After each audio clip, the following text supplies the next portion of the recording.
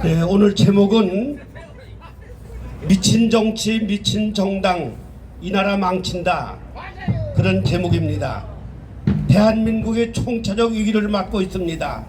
미친 정치, 미친 정당 때문입니다. 국가와 국민을 내팽개치고 이재명 사법 리스크 방탄 하나 때문에 사법 시스템이 무너지게 생겼고 국가 안보는 알 바 없다는 식입니다. 평소에는 방탄 노릇만 하고 있다가 북한이 무슨 짓을 하면 아무런 대책도 없이 그냥 윤석열 대통령을 공격하거나 국방장관을 국회로 불러 호통치는 이율배반적인 행동들을 태연하게 일삼고 있습니다. 이 나라에서 벌어지는 모든 일들에 있어 자신들의 불리한 것은 모조리 윤석열 정권 비판으로 일관하고 자신들의 유리한 것은 모두 자화자찬합니다. 모든 것이 정도를 넘어섰고 국민들이 이해할 수 있는 국민 감정 또한 임계차를 넘어섰습니다. 하지만 여전히 야당은 안하무인 무소불위, 적반하장, 내로남불, 독불장군의 끝판왕을 보여주고 있습니다.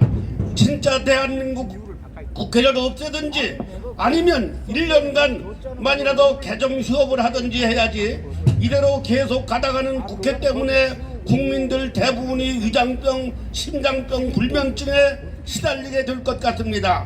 한마디로 취약하면 미친 정치, 미친 정당입니다. 미친 짓에 빠져 있다 보니 북한이 지금 무슨 짓을 하는지 강 건너 불구경입니다.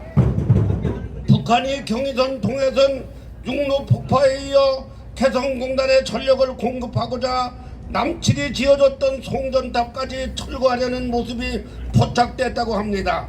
26일 군에 따르면 남측과 연결됐던 북한에 있는 첫 번째 송전탑에 있는 선을 잘랐고 끄는 선들은 송전탑 밑에 쌓아뒀다며 북한이 송전탑까지 철거해 나설지는 계속 지켜보고 있다고 합니다. 철탑 형태의 송전탑은 남한의 문산에서 북한 평화 변전소로 이어지는 송전 구간에 총 48개의 철탑이 있고 북측에 15기가 있습니다. 한국전력이 건설한 이들 송전 설비는 2006년 12월 남북 간 연결돼 개성공단에 전기를 공급하는 역할을 했지만 2016년 1월 북한의 4차 핵실험으로 그해 2월부터 전력 공급이 중단됐습니다.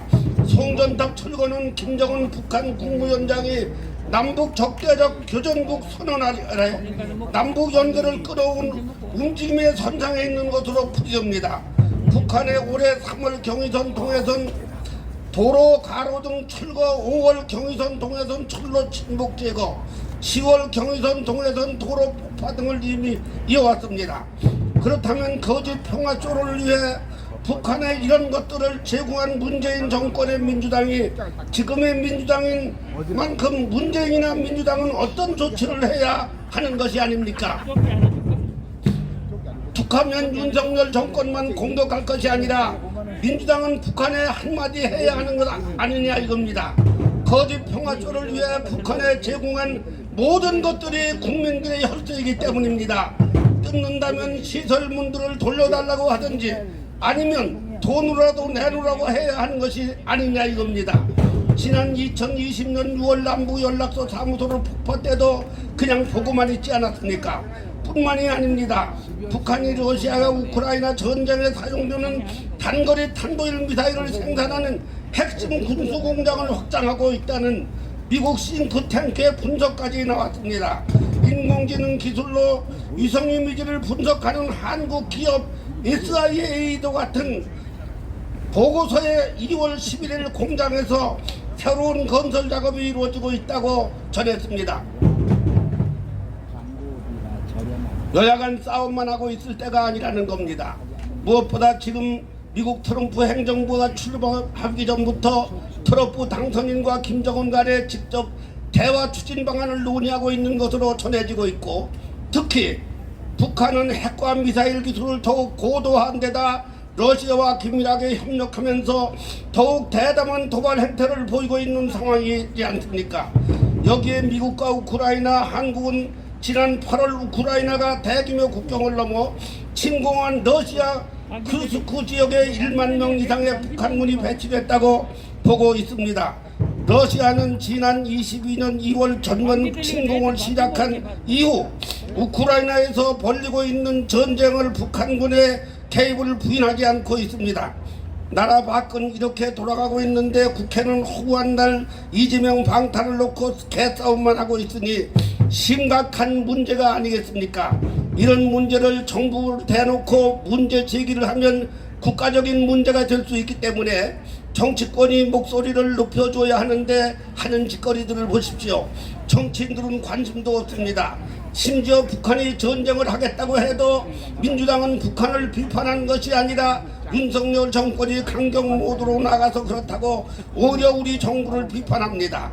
따라서 전국 안보 시민단체 총연합은 총체적 위기를 맞고 있는 지금의 현실을 간과할 수 없기 때문에 다음과 같이 정치권에 촉구합니다. 첫째, 여야 정치는 더 이상 이재명의 사법 리스크 방탄으로 시간 낭비할 것이 아니라 스스로 국회 문을 닫든가 아니면 국회 본연의 자세로 돌아와서 국가와 국민을 위한 정치를 하시기를 바랍니다. 국가와 국민을 위한 정치를 하시기 바랍니다. 둘째, 최근 북한에 보여주고 있는 상당한 짓거리를 보고도 아무 말도 못하는 22대 국회는 대오각성하고 북한이 오판에 크고 작은 전쟁을 못하도록 국회 차원의 강력한 목소리를 낼 것을 촉구합니다. 촉구한다. 셋째, 국가안보는 정치권도 예외일 수는 없습니다. 최근 국회에서 정청래 박지원이 보여준 군 사기 저하 행동들이 다시는 발생하지 않도록 해야 할 것이며 전 국민의 반공정신 고취에 국회도 함께 나서야 할 것입니다. 함께 나서라!